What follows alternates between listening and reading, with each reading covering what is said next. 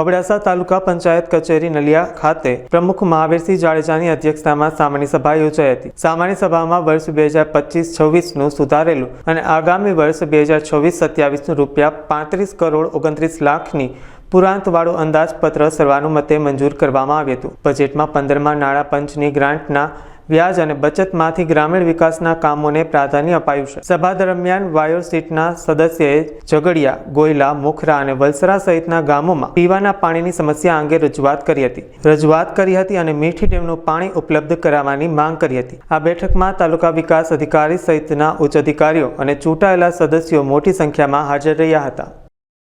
Marwada Purushottam, chairman Shri સામાજિક ન્યાય સમિતિ, જિલ્લા પંચાયત કચ્છ। આજે અબડાસા તાલુકા પંચાયત દ્વારા માનનીય પ્રમુખ શ્રી મહાવીરસિંહ જાડેજાના અધ્યક્ષસ્થાને સામાન્ય સભાનું આયોજન કરવામાં આવ્યું। આ આયોજન સામાન્ય સભામાં એજન્ડા પ્રમાણે બજેટ રજૂ કરવામાં આવ્યું। 35 કરોડ 19 લાખ અને 40 હજારનું પુરવઠાનું બજેટ રજૂ કરવામાં આવ્યું। અને બીજું જે નાણાં પંચની જે ગ્રાન્ટ જે જમા થઈ છે એનામાં પણ તાલુકાના વિકાસ માટે અને અમુક જે કામો જે સરપંચ શ્રીઓ જે લખીને આપ્યા છે, જે કામ બેવડાય છે અથવા એ કામ કરવા નથી માંગતા એવા કામો પણ ફેરફાર કરવામાં આવ્યા છે। એ પ્રમાણે આજે બધાને સાથે રાખી આ પ્રમુખશ્રી અને આ તાલુકાના વિકાસ માટે સતત પ્રયત્નશીલ છે। અને આ તાલુકાના વિકાસ માટે તાલુકા પંચાયતો સક્રિય છે। એની સાથે સાથે જિલ્લા પંચાયતના પ્રમુખશ્રી જનકસિંહ જાડેજા, સમગ્ર જિલ્લા પંચાયત, એની સાથે માનનીય ધારાસભ્યશ્રી પણ આ તાલુકા પંચાયતના ગામડાઓના વિકાસ માટે અત્યારે આપણે ડીએમએફની ગ્રાન્ટ પણ ખૂબ સારા પ્રમાણમાં તાલુકાના વિકાસ માટે ફાળવવામાં આવી છે। આગામી સમયમાં પણ એવું આયોજન છે કે બધા તાલુકાના જે આપણે સરપંચશ્રીઓ છે એની એકી સાથે આપણે તાલુકા પંચાયતમાં બોલાવીને અહીંયાથી જ આપણે વર્કઆઉટ રાખવાના।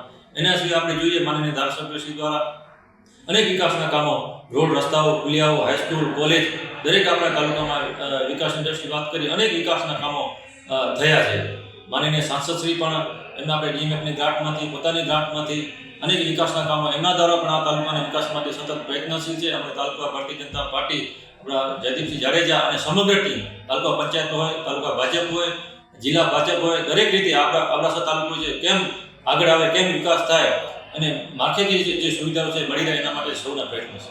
આજરોજ તાલુકા પંચાયત કચેરી અબડાસા ખાતે સામાન્ય સભાનું આયોજન કરવામાં આવેલું હતું, જેમાં મુખ્ય એજન્ડા તરીકે તાલુકા પંચાયત કચેરીનું વર્ષ 25-26 સુધારેલ હતા વર્ષ 26-27નું અંદાજપત્ર અવલોકન માટે લેવામાં આવ્યું સામાન્ય સભામાં, તેમજ નાણાં પંચના બચત રકમના કામો તેમજ વ્યાજના કામોનું આયોજન કરવામાં આવેલ હતું।